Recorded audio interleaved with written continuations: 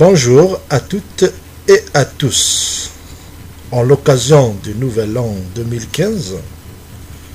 je tiens à vous souhaiter une bonne et merveilleuse année avec beaucoup de succès et une bonne santé. Pour les croyants en Christ, je dis préparez-vous bien et restez éveillés, car Christ est sur les portes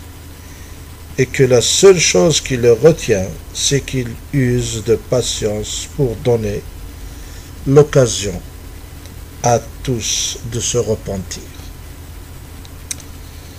Pour ceux qui ne croient pas encore, je dis que le Seigneur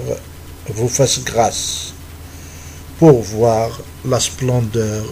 de l'évangile de Jésus-Christ, afin que vous puissiez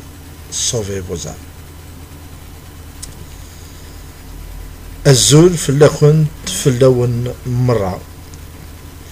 المند أسقوس أمينوث جديد 2015 نغ 1965 سلامة غون أسقوس أمجاز ستقان نربح لبعد تزمرت رقي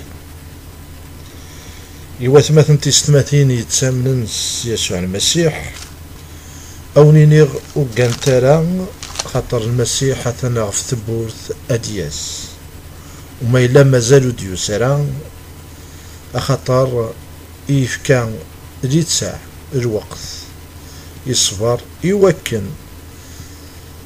أذ السيوضن مرة الغاشي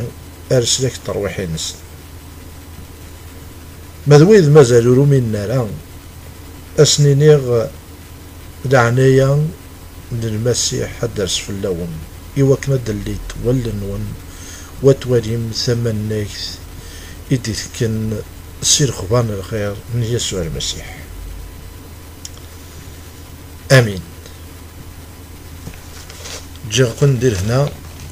أرتيكة النظر